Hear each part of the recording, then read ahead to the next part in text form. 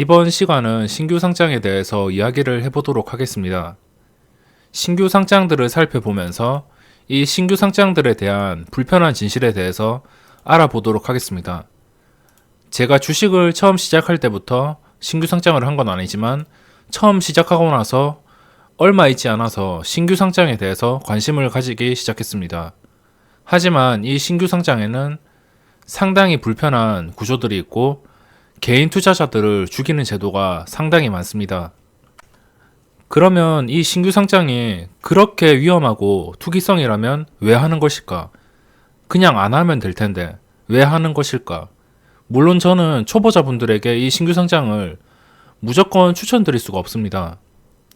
리스크가 상당하기 때문에 이렇게 오르는 경우도 있지만 반대로 내리는 경우가 있습니다. 그리고 신규 상장이 오르는 경우는 보통 시장이 안 좋을 때, 이런 대상승장에서는 반도체 종목이랑 바이오 종목들이 돌아가면서 오르기 때문에 신규 상장주의 주포들이 몰릴 시간이 없습니다. 하지만 이렇게 폭락장에서는 이 주포들이 갈 길을 잃었기 때문에 신규 상장주에 눈독을 들일 수밖에 없습니다. 신규 상장주를 무시할 수 없는 게, 이런 시가총액, 이 데모가 공모가로 계산을 하면 5,200원이 공모가인데 그 공모가로 계산을 하면 시가총액이 약 430억이 됩니다. 벌써 오늘 상한가를 치고선 공모가 대비 2배나 올라왔죠. 5,200원에서 2배 이상 가격이 올라왔습니다. 시장에서 보통 보면 이렇게 시가총액이 작은 종목이 거래대금 상위로 올라가는 것은 정말 쉽지가 않습니다. 시가총액이 1,000억도 안 되는 종목이 거래대금 상위에 오르는 것은 힘들고, 보시면 대무가 전체 거래대금 2위에 올라와 있습니다. 전체가 아니고 코스닥의 2위로 올라와 있고, 지금 국일제지가 터졌기 때문에 2위지, 국일제지가 안 터졌다고 생각하면, 그러면은 이거는 코스닥 전체 거래대금에서 1위입니다. 보시다시피 코스닥에는 어마어마한 종목들이 많죠. 코스닥을 보면 시가총액이 7조, 4조, 3조 쭉 보시면 시가총액이 1조가 넘는 것이 25개의 종목이 있고, 그리고 1조가 아니더라도 시가총액이 빵빵한 종목이, 제 기준으로 빵빵하다고 생각하면 한 시가총액 2천억이라고 생각을 하는데, 시가총액 2천억이 넘는 종목이 270개나 됩니다. 270개 중에 전체 순위에서 데모가 위. 그래서 신규 상장주에 이 거래대금을 절대 무시할 수 없기 때문에, 터진다면 진짜 크게 터지기 때문에 저는 신규 상장을 끊을 수가 없습니다.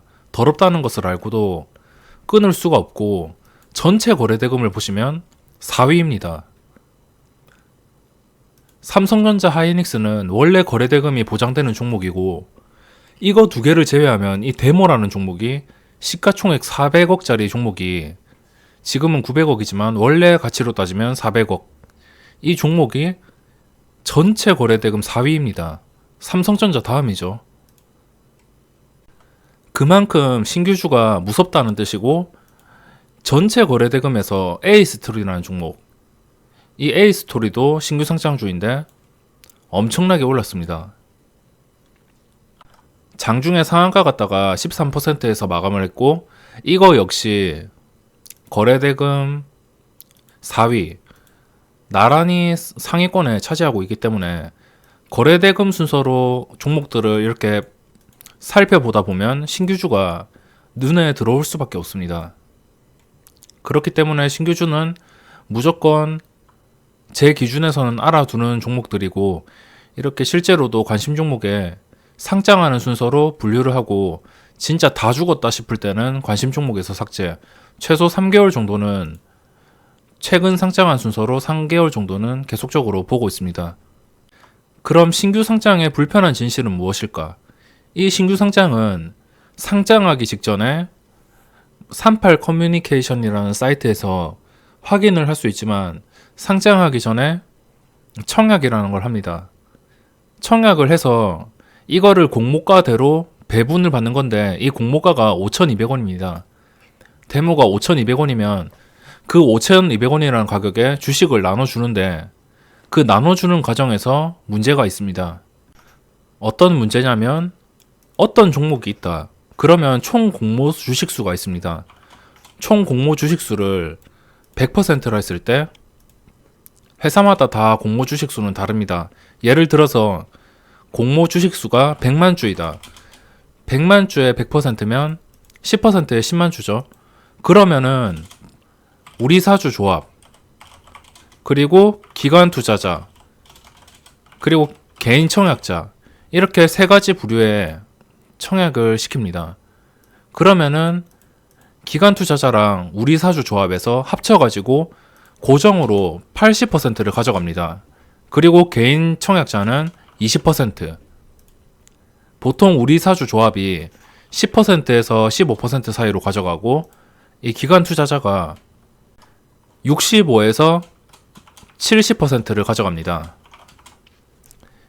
그래서 기관 쪽에서 고정된 물량이 80%, 개인 청약자는 20%. 근데 이게 작년 8월인가 10월인가 이때 개인 청약자한테 돌아가는 물량이 너무 많다고 이거를 이 정도로 줄이자고 했습니다. 그런데 이 재테크 하시는 분들, 공모주 청약으로 재테크 하시는 분들의 반발이 너무 심해가지고 그게 무산이 됐습니다. 그게 무산 안 됐으면 개인 청약자한테 한 10%이 정도로 남겨주고 기관들이 90%다 해먹겠죠. 하지만 그게 다행히 무산이 되었고 지금 구조가 이렇습니다. 기관 투자자한테 80%, 개인 청약자한테 20%. 이게 무엇을 의미를 하냐면 기관 투자자에 맞춰가지고 틀을 짜겠다는 겁니다.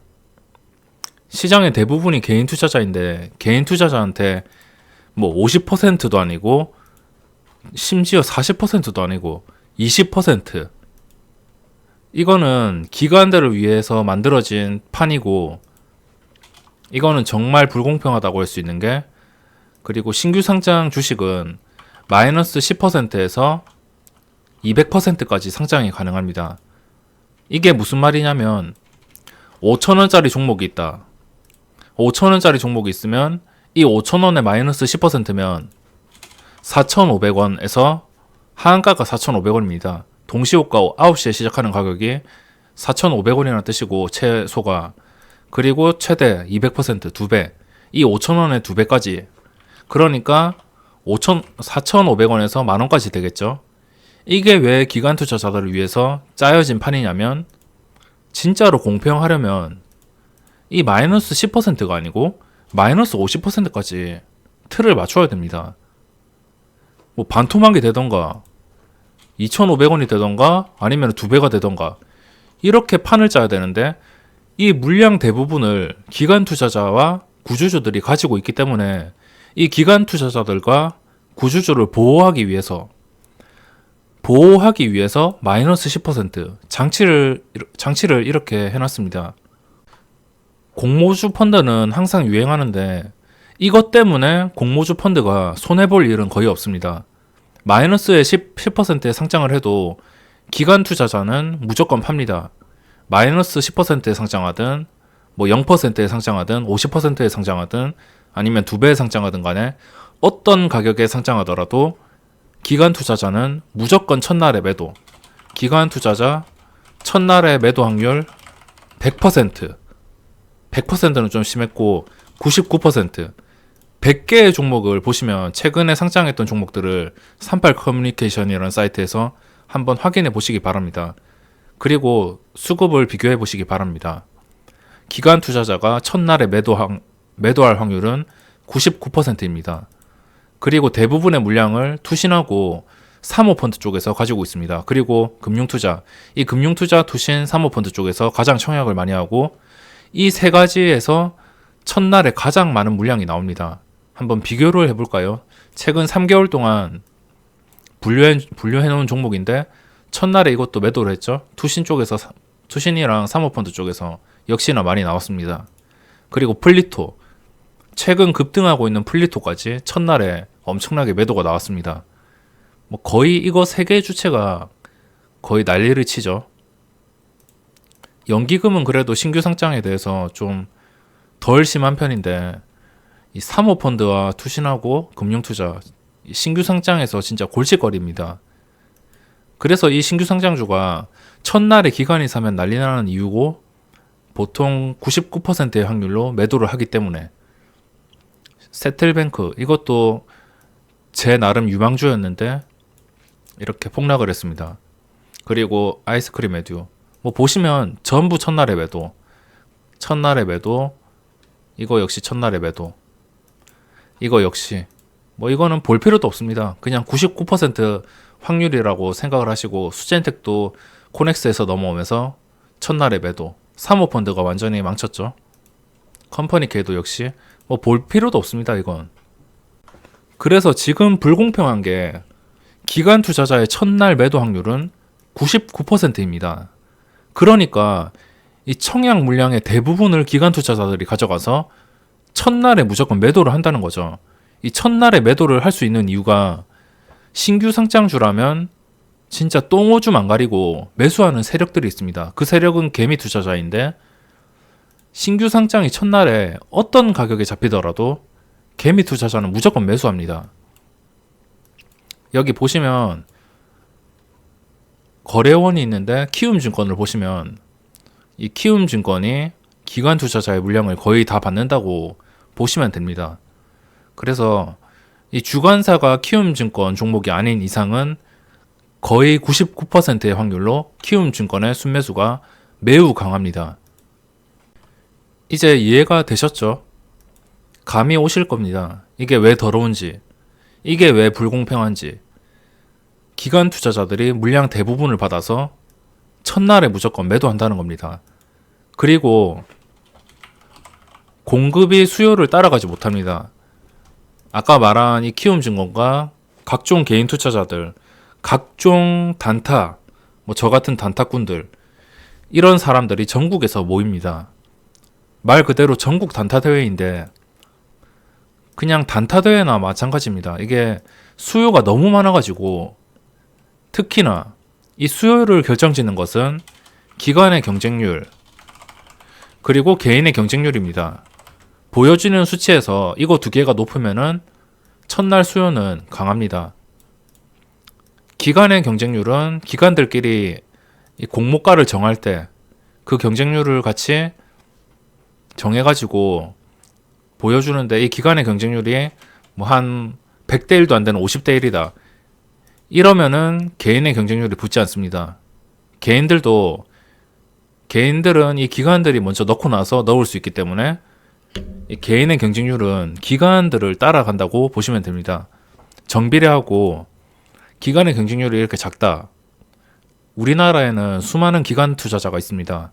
그래서 서로 물량을 받아서 서로 첫날에 매도를 하려고 최근에 상장하는 것들도 경쟁률이 매우 높습니다. 개인 투자자도 상당히 많지만 겨우 20%밖에 물량을 주지 않고 기관 투자자가 경쟁률이 작으면 개인도 청약을 넣지 않습니다. 막 3대 1, 10대 1 이렇게 나옵니다. 하지만 기관 경쟁률이 500대 1, 최소 한 300대 1이 넘어간다면 개인의 경쟁률은 500대 1, 기관 경쟁률이 800대 1 넘어간다면 개인 경쟁률은 한 1000대 1 이런 식으로 정비례한다고 볼 수 있습니다. 그래서 제가 주식을 처음 시작한 후부터 지금까지 이 악순환이 계속 이어지고 있습니다. 물론 이렇게 한다 해도 저한테 이런 말을 하실 수 있습니다. 절이 싫으면 중이 떠나야 된다. 그렇게 더러우면 안 하면 된다. 사람들이 회사를 다니면서 회사에서 혼나고 뭐 회사에서 상사한테 까인다 하더라도 그 회사를 그만두는 게 아니잖아요. 저도 전업 투자자이기 때문에 어쩔 수가 없습니다. 주식시장이 너무 힘들고 불공평하다 하더라도 해야 됩니다. 그렇기 때문에 지금 제가 주식을 하면서 이 신규 상장의 악순환이 계속되고 있고 항상 똑같습니다. 어떤 종목이 나오면은 맨 처음 보는 것은 기관 경쟁률이고 이 기관 경쟁률에 따라서 개인 경쟁률이 정해진 다음에 뭐 장외 거래에서 이 경쟁률이 너무 높거나 뭐 마음에 들면 그리고 여기에 플러스 되는 요소가 기관의 확약입니다. 확약이 높을수록 뻥튀기 될 확률이 매우 높아집니다. 기관의 확약이 한 20% 정도 되는 종목에서 뻥튀기가 안 되는 종목은 거의 없다고 보시면 됩니다. 만약 기관의 확약이 40%를 넘어간다. 이러면은 한 5,000원짜리 종목이 9,000원에 상장하고 상장 첫날 9,000원에 상장하고 이런 현상이 발생합니다. 기관 확약이 높으면 무조건 좋다라고 이런 인식들이 특이한 인식들이 퍼져 있습니다. 지금 이 기관의 확약은 말 그대로 그냥 그 물량들을 못 판다는 뜻인데 이게 특이하게 신규 상장주에서 호재로 발생합니다. 기관들은 이 기관 확약 물량을 빼고선 전부 다 팔아버리거든요. 나머지 60% 이거 전부 팔아버립니다. 근데 이게 좋다고 인식이 돼서 참 희한하죠. 예전에 신규 상장주를 하신 분들은 기억을 하시겠지만 지금은 주식시장에서 합병해서 없는데 제일모직이라는 종목이 있었습니다. 제가 이 제일모직으로 재미 좀 봐가지고 아직도 기억합니다. 이 제일모직이 얼마였냐면 공모가가 53,000원. 이게 아직까지도 기억한 게 신기한데 공모가가 53,000원이고 시초가가 106,000원. 이게 얼마였냐면 시가총액이 7조에서 14조가 됐습니다. 시초가가 말이죠. 이 제일모직이 무슨 종목인지는 다 아시겠지만 그때 당시 이거 상장할 당시에 이런 초대기업 종목이 상장을 하면은 신규 상장주는 진짜 파티 분위기였습니다. 이 제일모직의 경쟁률이 잘 생각은 안 나는데 한 200대 1이었나 300대 1이었나 100대 1에서 300대 1 사이였는데 그렇게 높지는 않았습니다. 물량 자체가 많아가지고. 근데 이게 시초가에 이 시초가가 106,000원 만든 장본인이 연기금입니다. 연기금이 그냥 자기들 돈 아니라고 시초가에 전부 때려 박았습니다. 원래 이게 2배까지는 상장을 할 수가 없는 그런 구조였는데 연기금이 시초가에 그냥 작정하고 넣으면서 이게 상장 이후에 한 97,000원, 94,000원까지 빠졌다가 급등을 했는데 2배의 상장에도 급등을 했습니다. 그만큼 뻥튀기 되는 종목이 단순히 그냥 수백억 되는 종목이 아니고 조 단위까지도 뻥튀기가 되는 구조라는 겁니다. 이게 2배가 아니더라도 마이너스 10%면 10%까지 설정을 해놓든가 좀 어느 정도 합리적인 가격이 형성이 되던가 아니면은 공모가가 5,000원이라면 이 5,000원이라면 그냥 이 가격에서 상장해서 점상이 가든 말든 이 가격에 상장해서 시장의 수요와 공급에 따라서 맡기던가 그렇게 해야 되는데 무작정 2배 보내버리고 이 2배 보내버리는 것도 매우 쉽습니다. 이 수요가 공급보다 많다는 것을 이용해서 기관 투자자들이 장 초반에 험매수를 걸고 또 기관 투자자가 아닌 다른 세력이 장 초반에 험매수를 걸어서 최대한 가격을 뻥튀기 시키기 위해서 유도를 합니다. 그래서 신규 상장주는 정말 불공평한 게 많고 개인 투자자들이 이렇게 저처럼 자세히 생각을 안 한다면은 이게 왜 더럽고 왜 개인 투자자들을 잡아먹는 제도인지 알 수가 없습니다. 그래서 신규 상장주의 가장 큰 문제점은 다른 거에 아닙니다. 신규 상장주 요즘에 뭐 영업 적자 종목들을 뭐 기술 특례로 포장시켜서 상장을 시키는데 이런 게 문제가 아닙니다. 이런 게 문제가 아니고 아무 종목이나 상장시키는 게 문제가 아니고 이 기관 투자자한테 80%를 배정하는 것 자체가 문제이고 가장 큰 문제는 이 2배까지 상장 제도 이게 가장 큰 문제입니다. 저만 그렇게 생각하는지 모르겠지만 물론 다르게 저와 주장과 좀 다를 수도 있지만 저는 이게 제일 불공평하다고 생각합니다.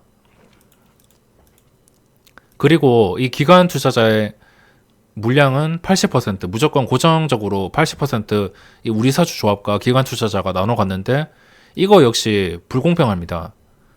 하지만 이거를 막 50% 비율을 이렇게 맞춰버린다면 부작용이 날 수도 있습니다. 부작용이 날 수 있는 이유는 개인 청약자는 전부 다 재테크를 하는 사람들이고 저도 몇 년 전에 한 1년 가까이 되는 시간 동안 공모주 청약을 넣으면서 재테크를 했습니다.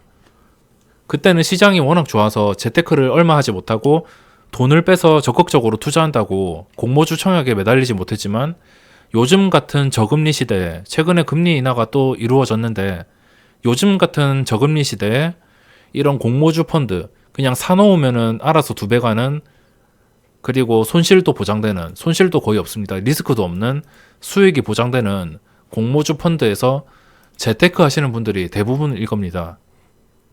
이분들은 진짜 간단하게 투자를 하고 이 투자하는 방법은 제가 예전에 올려드린 이 공모주 펀드 하는 방법 그 영상을 참고해 주시고 돌아와가지고 기관 투자자 50%, 개인 청약자 50% 이렇게 배분을 하면 안 좋아지는 이유가 이 개인 청약자가 기관의 경쟁률을 보고선 청약을 넣습니다. 근데 이런 식으로 구조가 바뀌면 만약 기관 투자자가 청약을 안 해버린다. 뭐 50대 1이 나왔다. 그러면은 개인의 경쟁률은 미달될 수밖에 없습니다.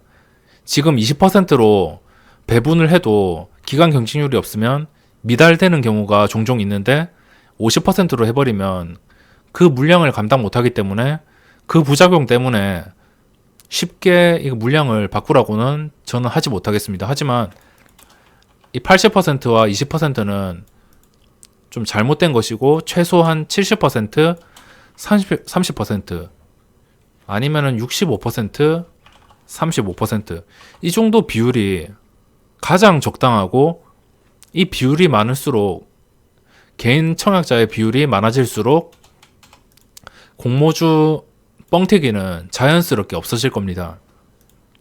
자연스럽게 해결이 될 것이고 이것의 부작용이 청약 미달이 되겠는데 이 부작용을 막기 위해서 그냥 이거를 손보지 말고 이거를 손보는 게 가장 중요할 것 같습니다. 마이너스 10%에서 2배. 앞서 말씀드렸다시피 2배가 아니고 똑같이 10%에 시작을 하던가 아니면은 그냥 공모가에 상장시켜가지고 마이너스도 아니고 플러스도 아니고 공모가에 스타트를 해서 그냥 공모가에 스타트를 해가지고 하한가를 가든 상한가를 가든 시장 참여자에게 맡기는 것 그게 답인 것 같습니다. 그래야지 기관들이 그냥 묻지마 청약을 하지 않을 것이고 묻지마 매도를 하지 않을 것이고 공모주가 거품이 끼지 않을 것이고 제대로 된 투자자들이 나타날 것이고 모든 것들이 정상이 될 겁니다. 저 혼자 그냥 신나게 설명을 해봤는데 제가 무슨 말을 하는지 못 알아들으시는 분들도 계실 겁니다. 하지만 이 신규 상장을 하시는 분들은 어느 정도 공감을 하실 테고 뭐 이거 제가 백날 말한다 하더라도 시장에서 나중에 2020년, 30년, 뭐 10년, 20년 흐른다 해도 이 공모주 구조는 절대 안 바뀔 것 같습니다. 그 이유는 당연히 이런 종목이 상장하면 기관들은 분명히 큰 돈을 벌 것이니까 이 기관 투자자들을 위한 판을 절대 뒤엎지 않고선 절대 변하지 않을 거라고 생각하고 있습니다. 그럼 신규주에 대해서 설명은 여기서 마감하고 신규주에 대한 다른 영상도 최대한 빨리 준비해서 영상을 올려드리도록 하겠습니다.